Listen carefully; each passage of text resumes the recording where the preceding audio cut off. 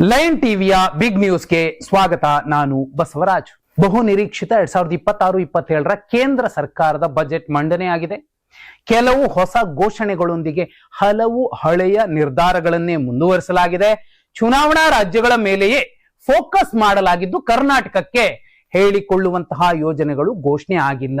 ಸಾಕ್ಷಾತ್ ಮುಖ್ಯಮಂತ್ರಿ ಸಿದ್ದರಾಮಯ್ಯ ಅವರ ಹೇಳಿಕೆಯನ್ನೇ ಹೇಳೋದಾದ್ರೆ, ಕನ್ನಡಿಗರಿಗೆ ಮೋದಿ ಸರ್ಕಾರ ಚಿಪ್ಪು ಕೊಟ್ಟಿದೆ. ಯಾಕೆ?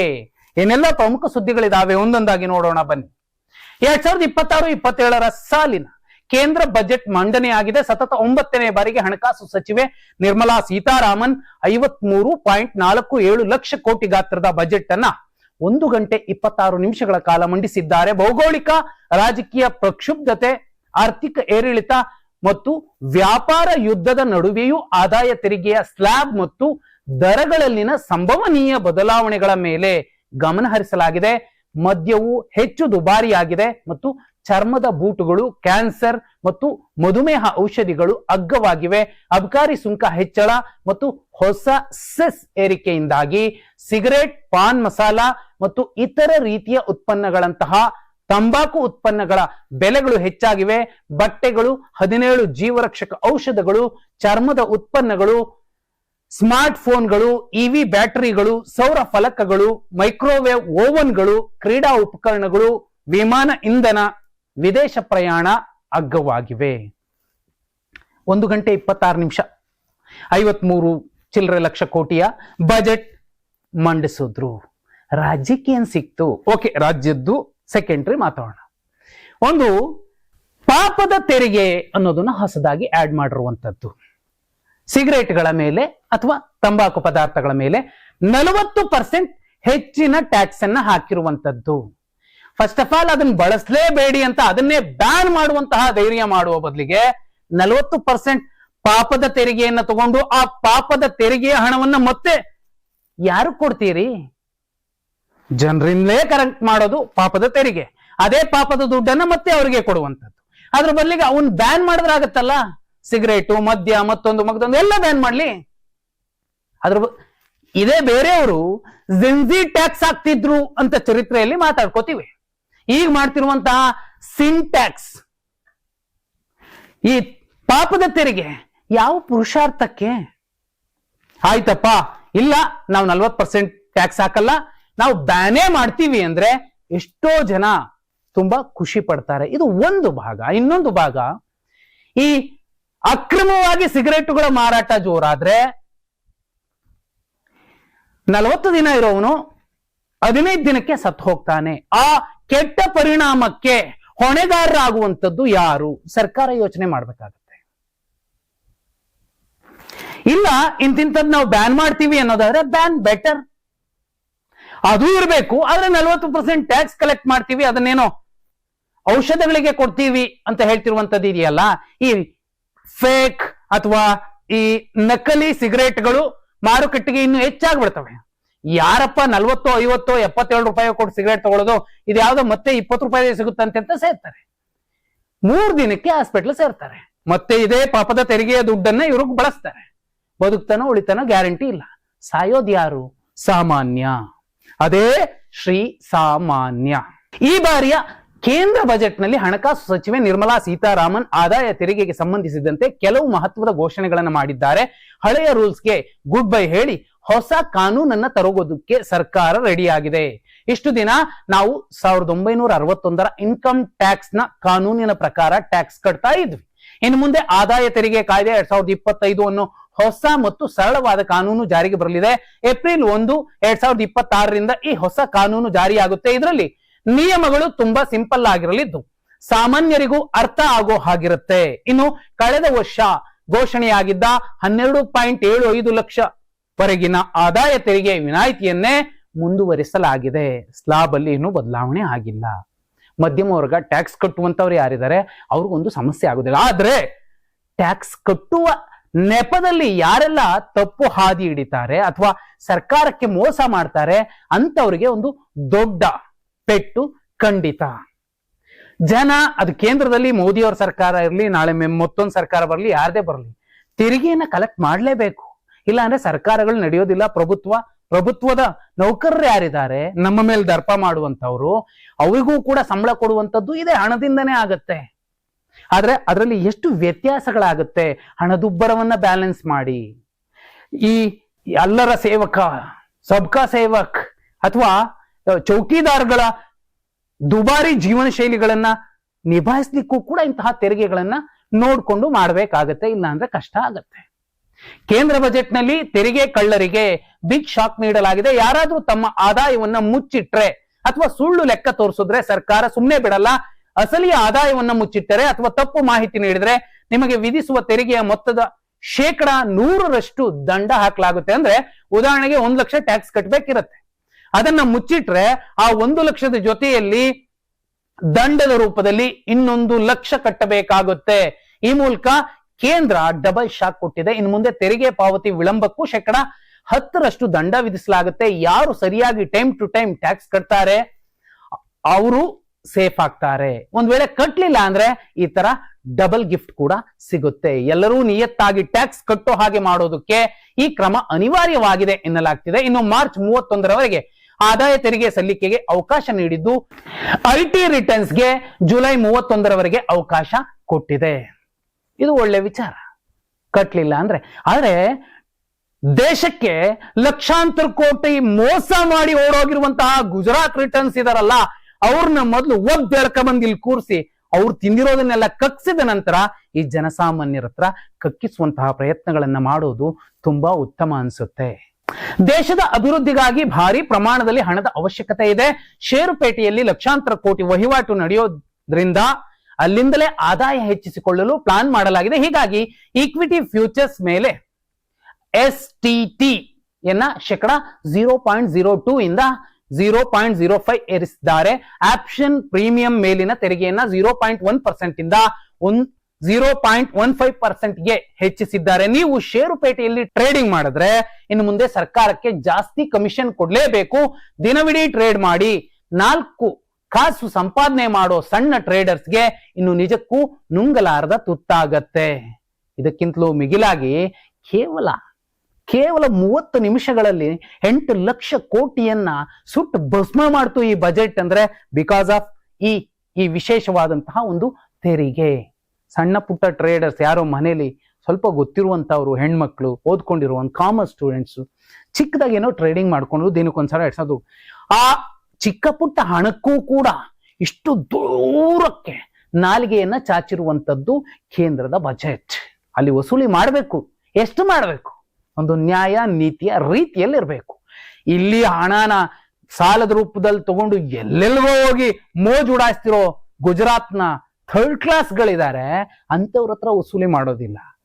ಆಗ ನೋಡಿದ್ರೆ ಇನ್ಕಮ್ ಟ್ಯಾಕ್ಸ್ ಮೋಸ ಮಾಡುವಂತವ್ರು ಯಾರೋ ಬಡಪಾಯಿಗಳಲ್ಲ, ದಿನಕ್ಕೆ ಲಕ್ಷಾಂತರ ಕೋಟಿ ದುಡಿತಾರಲ್ಲ ಅಂತವ್ರೇ ಮಾಡೋದು. ಅಂತವ್ರನ್ನ ಹೆದರ್ಸೋದ್ ಬಿಟ್ಟು ಜನಸಾಮಾನ್ಯರಿಗೆ ಕಟ್ಟಿಲ್ಲ ಅಂದ್ರೆ ನೋಡು ಅನ್ನುವಂಥದ್ದಿದೆಯಲ್ಲ, ಗ್ರೇಟ್. ಕೇಂದ್ರ ಸರ್ಕಾರದಿಂದ ಕರ್ನಾಟಕಕ್ಕೆ ಪದೇ ಪದೇ ಅನ್ಯಾಯ ಆಗ್ತಿದೆ. ಈ ಬಾರಿಯ ಬಜೆಟ್ ನಲ್ಲೂ ರಾಜ್ಯವನ್ನ ಸಂಪೂರ್ಣವಾಗಿ ನಿರ್ಲಕ್ಷಿಸಲಾಗಿದೆ. ಭದ್ರಾ ಮೇಲ್ದಂಡೆ ಯೋಜನೆಗೆ ಅನುದಾನ, ಬೆಂಗಳೂರಿನ ಮೂಲ ಸೌಕರ್ಯಕ್ಕೆ ವಿಶೇಷ ಯೋಜನೆ ಸೇರಿದಂತೆ ಇನ್ನೂ ಹಲವು ನಿರೀಕ್ಷೆಗಳಿದ್ವು. ಆದ್ರೆ ಕರ್ನಾಟಕಕ್ಕೆ ಕೆಲವು ಯೋಜನೆಗಳನ್ನ ಘೋಷಣೆ ಮಾಡಿರುವಂತದ್ದು. ಕರ್ನಾಟಕಕ್ಕೆ ಸಿಕ್ಕಿದ್ದು 7ರಲ್ಲಿ 2 ಸ್ಪೀಡ್ ರೈಲು ಯೋಜನೆಗಳು ಮಾತ್ರ. ಇನ್ನು ಒಡಿಶಾ ಮತ್ತು ಕೇರಳದ ಜೊತೆಗೆ ಕರ್ನಾಟಕದ ಕರಾವಳಿ ಪ್ರದೇಶಗಳಲ್ಲಿ ಆಮೆ ವೀಕ್ಷಣಾ ಪ್ರವಾಸೋದ್ಯಮ ಅಭಿವೃದ್ಧಿ ಮಾಡ್ತಿದೆ. ಆಮೆ ವೀಕ್ಷಣಾ ಪ್ರವಾಸೋದ್ಯಮ ಅಭಿವೃದ್ಧಿ ಮಾಡಿದ್ರೆ ಏನ್ ಸಿಗುತ್ತೆ, ಎಷ್ಟು ಸಿಗುತ್ತೆ? ಆಮೆ ತರ ರಾಜ್ಯ ಕೂಡ ನಿಧಾನಕ್ಕೆ ಬರಲಿ. ಇನ್ನುಳಿದ ಉತ್ತರ ಭಾರತದ ಬಿಮಾರು ರಾಜ್ಯಗಳು ಕರ್ನಾಟಕವನ್ನು ಬೀಟ್ ಮಾಡ್ಲಿ ಅನ್ನೋ ಮನಸ್ಥಿತಿ ಇದ್ದಿರಬಹುದಾ? ಪರಿಸರ ಸ್ನೇಹಿ ಚಾರಣಕ್ಕಾಗಿ ಪಶ್ಚಿಮ ಘಟ್ಟಗಳಲ್ಲಿ ವಿಶೇಷ ಟ್ರೇಲ್ಗಳ ಅಭಿವೃದ್ಧಿ, ಭಾರತೀಯ ಶ್ರೀಗಂಧದ ವೈಭವವನ್ನು ಮರುಸ್ಥಾಪಿಸಲು ರಾಜ್ಯಗಳ ಸಹಭಾಗಿತ್ವದಲ್ಲಿ ವಿಶೇಷ ಯೋಜನೆ, ಕರಾವಳಿ ಭಾಗದ ರೈತರಿಗಾಗಿ ತೆಂಗು ಪ್ರಚಾರ ಯೋಜನೆ ಮತ್ತು ಗೇರು ಬೆಳೆಯನ್ನ ಜಾಗತಿಕ ಬ್ರಾಂಡ್ ಮಾಡಲು ವಿಶೇಷ ಪ್ಯಾಕೇಜ್, ಕಾಫಿ ಸಂಸ್ಕರಣಾ ಯಂತ್ರಗಳ ಮೇಲಿನ ಸುಂಕಗಳಿಗೆ ವಿನಾಯಿತಿ ಘೋಷಿಸಲಾಗಿದೆ. ಕಾಫಿ ಯಂತ್ರಗಳ ಮೇಲಿನ ಸುಂಕಗಳಿಗೆ ವಿನಾಯಿತಿ ಘೋಷಿಸೋದು ಕರ್ನಾಟಕಕ್ಕೆ ಹೇಗೆ ಲಾಭ ಆಗುತ್ತೆ? ಬೇರೆ ರಾಜ್ಯಗಳಲ್ಲಿ ಎಲ್ಲೆಲ್ಲಿ ಬೆಳೀತಿದಾರೋ ಅವ್ರಿಗೂ ಲಾಭ ಆಗುತ್ತೆ. ಕರ್ನಾಟಕಕ್ಕೆ ಏನ್ ಬಂತು ಇದರಿಂದ ಲಾಭ? ತೆಂಗು ಇಲ್ಲೊಬ್ರೇ ಬೆಳಿತಾರಾ? ಕೇರಳದಲ್ಲೂ ಬೆಳಿತಾರೆ, ಬೇರೆ ರಾಜ್ಯಗಳಲ್ಲೂ ಬೆಳಿತಾರೆ. ಕರ್ನಾಟಕಕ್ಕೆ ಏನ್ ಸಿಕ್ತು ಬಜೆಟ್ ಇಂದ? ಇದು ಮುಖ್ಯ ಆಗತ್ತೆ. ನಾಡಿನ ಪ್ರತಿಷ್ಠಿತ ಮಾಧ್ಯಮಗಳೆಲ್ಲವೂ ಕೂಡ Modi gift, Modi gift, Modi gift ಅಂತಿದಾವೆ. ಕರ್ನಾಟಕಕ್ಕೆ ಏನಪ್ಪಾ ಕೊಟ್ರು ಮೋದಿ ಅನ್ನೋದನ್ನ ಒಬ್ಬ ಪುಣ್ಯಾತ್ಮ ಕೂಡ ಹೇಳೋದಕ್ಕೆ ಅವರ ಈ ಕೊರಳ ಪಟ್ಟಿಯ ಪಕ್ಕದಲ್ಲಿ ಕಾಣುವ ಈ ಗಂಟಲ ಭಾಗದ ನರಗಳಿದಾವಲ್ಲ ಅವು ಧ್ವನಿ ಎತ್ತೋದಿಲ್ಲ ಇವತ್ತಿನ ದಿನದ ಮಟ್ಟಿಗೆ ಅಂತ ಅನ್ಸತ್ತೆ.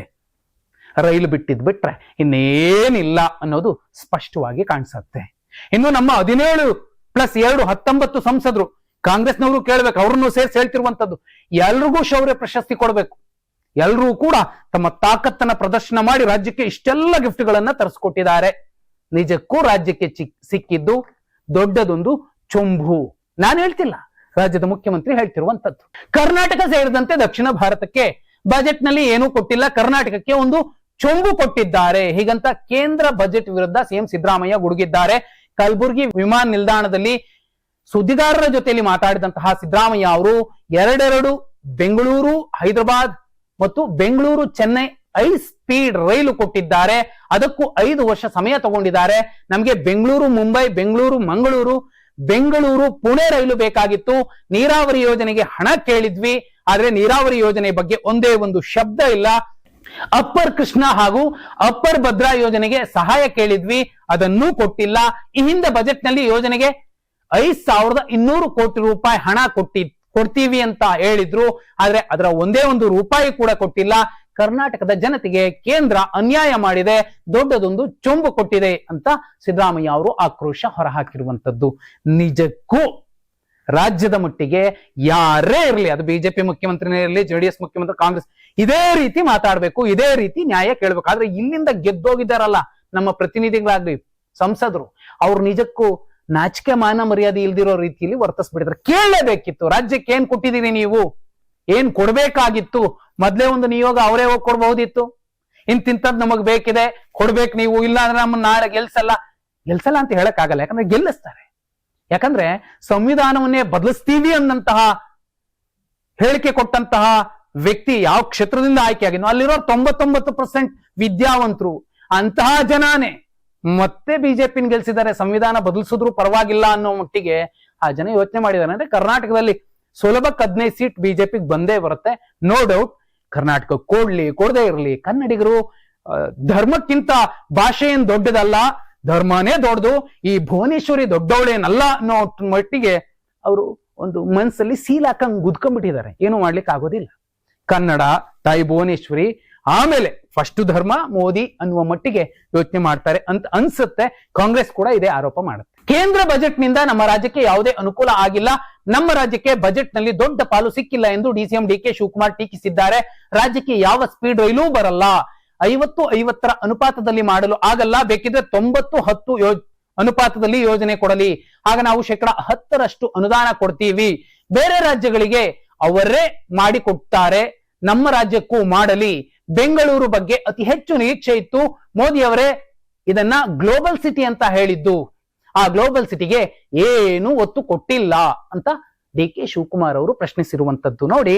ಬೇರೆ ಬೇರೆ ಬಿಜೆಪಿಗರು ಹೇಳ್ತಾರೆ ರಾಜ್ಯ ದಿವಾಳಿ ಆಗಿದೆ, ಯಾವ ಕಾರಣಕ್ಕೂ ರಾಜ್ಯ ದಿವಾಳಿ ಆಗೋದಿಲ್ಲ. ಯಾವ ತನಕ ಅಂದ್ರೆ ಬೆಂಗಳೂರು ಎಷ್ಟು ಸುಸ್ಥಿರವಾಗಿ ಇರುತ್ತೋ, ಎಷ್ಟು ಸುಸ್ಥಿರವಾಗಿ ಇಲ್ಲಿನ ವಹಿವಾಟುಗಳು ನಡೀತಾವೋ, ಐಟಿ ಇಂದ ಹಿಡಿದು ಎಲ್ಲವೂ ತನಕ, ಹೋಟ್ಲು ಉದ್ಯಮದ ತನಕ, ರಾಜ್ಯ ದಿವಾಳಿ ಆಗೋದೇ ಇಲ್ಲ. ಬೇಕಿದ್ರೆ ಕೇರಳ ಆಗ್ಬಹುದು, ತಮಿಳ್ನಾಡು ಆಗ್ಬಹುದು, ಆಂಧ್ರ ಪ್ರದೇಶ, ತೆಲಂಗಾಣ ಆಗ್ಬಹುದು, ಉತ್ತರ ಪ್ರದೇಶ, ಗುಜರಾತ್ ಬೇಕಾದ್ರೆ ಬಿಕಾರಿ ಆಗ್ಬಹುದು, ಆದ್ರೆ ರಾಜ್ಯ ಬಿಕಾರಿ ಆಗೋದಿಲ್ಲ. ಕಾರಣ ಗ್ಲೋಬಲ್ ಸಿಟಿ ಬೆಂಗಳೂರು ಚಿನ್ನ ಕೊಡ್ತಿರುವಂತಹ ಒಂದು ಚಿನ್ನದ ನಿಕ್ಷೇಪ. ಕೇಂದ್ರದ ವಿಷಯದಲ್ಲೂ ಕೂಡ ಕೇಂದ್ರಕ್ಕೆ ಇವತ್ತು ದೊಡ್ಡ ಪಾಲಿನ ತೆರಿಗೆ ಕೊಡ್ತಿದೆ ಅಂದ್ರೆ ಈ ಗೋಲ್ಡ್ ಸಿಟಿಯಿಂದ, ಬೆಂಗಳೂರು ಸಿಟಿಯಿಂದ ಬರ್ತಿದೆ. ಅಂತಹ ಸಿಟಿಗೆನೆ 2 ಬುಲೆಟ್ 5 ಸ್ಪೀಡ್ ಟ್ರೈನ್ ಕೊಟ್ಟು ರೈಲು ಬಿಟ್ಕೊಂಡು ಓಡಾಡಿ ಅಂತ ಹೇಳಿದ್ದಾರೆ ಅಂದ್ರೆ ನಿಜಕ್ಕೂ ಡಿ ಕೆ ಶಿವಕುಮಾರ್ ಅವರು ಕೇಳ್ತಿರುವಂತಹ ಒಂದು ನ್ಯಾಯಯುತವಾದ ಪ್ರಶ್ನೆಯಲ್ಲಿ ಚಕಾರ ಇಲ್ಲ.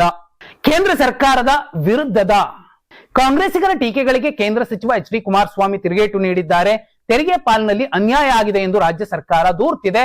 ಆದ್ರೆ ಈಗ 16ನೇ ಹಣಕಾಸು ಆಯೋಗ ಕರ್ನಾಟಕಕ್ಕೆ 4.1% ತೆರಿಗೆ ಪಾಲು ಹಂಚಿಕೆಗೆ ಶಿಫಾರಸು ಮಾಡಿದೆ. ಈ ಮೂಲಕ ರಾಜ್ಯಕ್ಕೆ 2026-27ನೇ ಸಾಲಿನಲ್ಲಿ 63,049 ಕೋಟಿ ತೆರಿಗೆ ಪಾಲು ದೊರೆಯಲಿದೆ.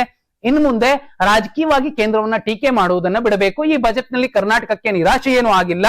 ವಿಕಸಿತ ಭಾರತ ಗುರಿ ಸಾಕಾರಕ್ಕೆ ಇದು ಪೂರಕವಾಗಿದೆ. ಮೋದಿ ನೇತೃತ್ವದಲ್ಲಿ ಈ ಬಜೆಟ್ ಸ್ಪಷ್ಟ ದಿಕ್ಸೂಚಿ ತೋರಿದೆ. ಅನ್ನುವಂಥದ್ದು ಕುಮಾರಸ್ವಾಮಿ ಅವರ ವಾದ. ಹೌದು, ತೆರಿಗೆ ಪಾಲಿನಲ್ಲಿ ಹೆಚ್ಚಳ ಆಗಿದೆ, ಕರೆಕ್ಟ್, ನಾವು ಒಪ್ಕೊಳ್ಳೋಣ. 63,000 ಕೋಟಿ ಏನೋ ಬರುತ್ತೆ. ಅದೇ ಬೇರೆ ಬೇರೆ ರಾಜ್ಯಗಳಿಗೇನು ಇದು ಹೆಚ್ಚುವರಿ ಆಗಿದೆ, ಕೊಟ್ಟಿದ್ದಾರೆ ಬೇರೆ ರಾಜ್ಯಗಳಿಗೂ. ಹಾಗಿದ್ರೆ ಇಷ್ಟು ದಿನ ಬಾಯ್ ಬಡ್ಕೊಂಡಿದ್ದು ಇಷ್ಟಕ್ಕೇನ? ಇನ್ನೂ ಹೆಚ್ಚಿನ ಪಾಲನ ಕೇಳಿದ್ರು, ಅದು ಪಕ್ಕಕ್ಕಿಡೋಣ. ಬೇರೆ ಬೇರೆ ರಾಜ್ಯಗಳಿಗೆ ಸಿಕ್ಕಂತಹ, ಅದರಲ್ಲೂ NDA ಕೂಟದ ಮೈತ್ರಿ ಪಕ್ಷಗಳಿರುವಂತಹ ರಾಜ್ಯಗಳು, ಅವ್ರಿಗೆಲ್ಲ ಸಿಕ್ಕಂತಹ ₹1 ಲಾಭದಲ್ಲಿ ನಮ್ಗೆ ಸಿಕ್ಕಿದ್ದು ಕೇವಲ 14% 17% ಪೈಸೆ ಮಾತ್ರ. ಇನ್ನು ಉಳಿದಿದ್ದು ಯಾರು ತರಿಸ್ಕೊಡ್ತಾರೆ? ಇವತ್ತಿನ ಮಟ್ಟಿಗೆ ರಾಜ್ಯದ NDA ಕೂಟದ ಪ್ರಭಾವಿ ನಾಯಕರು ಕುಮಾರಸ್ವಾಮಿ ಅವರು, ಅವರದ್ದೇ ಖಾತೆಗಳು ಇದ್ದುವು. ಅಲ್ಲಿನ ಮೂಲಕ, ಆ ಖಾತೆಗಳ ಮೂಲಕವಾದ್ರೂ ರಾಜ್ಯಕ್ಕೆ ಇನ್ನೊಂದಷ್ಟು ಸವಲತ್ತುಗಳನ್ನ ಇವರು ಮೇಜು ಕುಟ್ಟಿ ಪ್ರಶ್ನೆ ಮಾಡಿ ತರಬಹುದಿತ್ತು. ಒಂದು ಹಂತಕ್ಕೆ ತೆರಿಗೆ ಪಾಲು ಹೆಚ್ಚಾಗಿರುವಂತದ್ದು ಖುಷಿಯ ವಿಚಾರ. ಇನ್ನುಳಿದದ್ದು 2 ರೈಲು ಸಾಕು. ಇದು ಇವತ್ತಿನ ಪ್ರಮುಖ ಸುದ್ದಿಗಳಾಗಿದ್ವು. ನಾಳೆ ಕೂಡ ಪ್ರಮುಖ ಸುದ್ದಿಗಳನ್ನ ಸರಳವಾಗಿ ಸಮಗ್ರವಾಗಿ ಹೇಳುವಂತಹ ಪ್ರಯತ್ನ ಮಾಡ್ತೀವಿ. ಧನ್ಯವಾದ. ಶುಭರಾತ್ರಿ.